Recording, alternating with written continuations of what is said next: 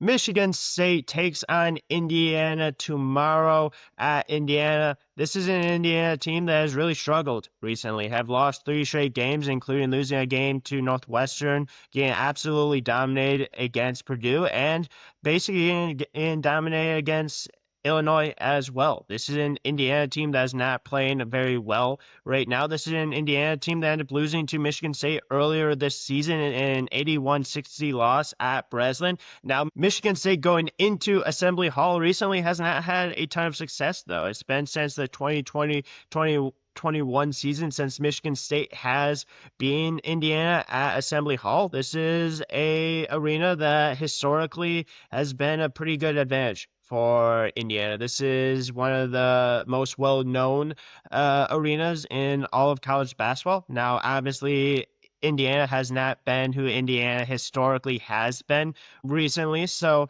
obviously that plays a little bit of a factor into it. But this is an Indiana team that last game was led by Lamar Wilkerson.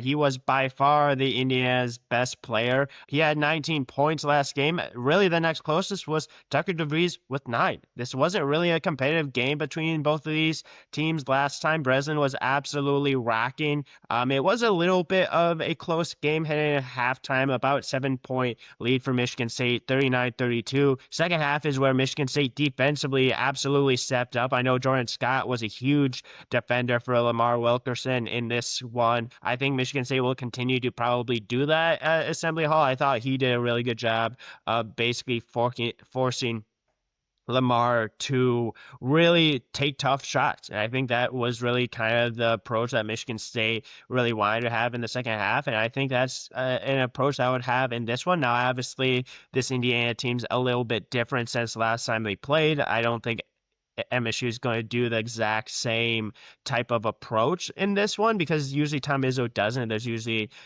different adjustments that you had throughout the game, throughout the season. But also, Michigan State got really good performances from Jeremy Fears, Jackson Kohler in this one. That's something I really would like to see, especially with Michigan State recently. Jackson Kohler, I think he needs to score a little bit more. I think he's kind of getting back to a little bit of what he was when he was playing really, really well. I think he's playing well. I think he needs to be a little bit more involved in the offense. I thought that the offense against Purdue looked really good. And I think we're going to see if that really half-court offense translates from what they did against Purdue to this Indiana team. Now, this is a real opportunity for Michigan State to continue to march towards hopefully a top 4 seed in the Big Ten tournament. If you end up winning this game, you should win your game at home against Rutgers, and then basically you're guaranteed a top 4, a triple bye heading into the Big Ten. But like I said, this is an Assembly Hall that Michigan State hasn't gone to and won recently. They've lost the last 2 matchups at Assembly Hall.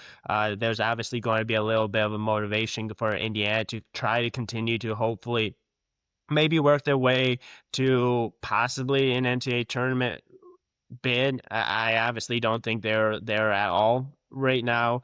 I know the bubble this year isn't really that great, so obviously this is an opportunity for Indiana to get a win at home that would obviously really help. But this is also an opportunity for Michigan State to continue to gain a little bit of momentum. You want to be playing your best basketball heading into March. Michigan State coming off of a big win against Purdue, obviously going to be staying in the state of Indiana. They're really going to have to play well in this game, and I'd love to see Michigan State get off to a faster start than they did against Purdue. Now, to credit, Michigan State did play really well after that, but it's not really easy to go on the road and win at any place, especially Assembly Hall. Even though I don't think this Indiana team is that great, to be completely honest with you, I think they're okay.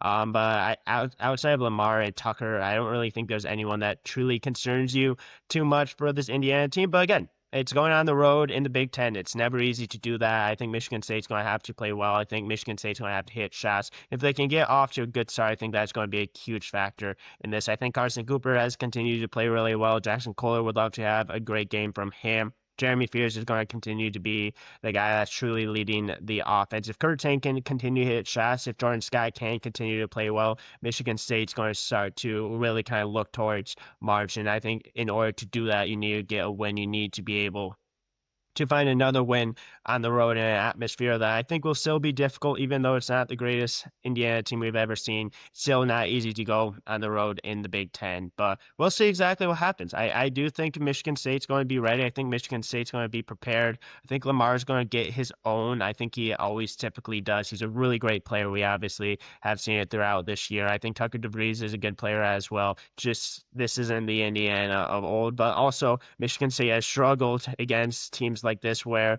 Michigan State should win, and unfortunately they typically have in the last couple of years. But we'll see if Michigan State can continue the momentum from Purdue. I think they will, but obviously we'll see exactly tomorrow afternoon. But if this is something that you like, if this is something you're looking forward to, feel free to like, subscribe, comment, all that kind of stuff. Thanks for listening to this episode. Listen to a recap of this game no matter what happens. I will talk about it. Thanks again for tuning into this episode, and tune in to the next one.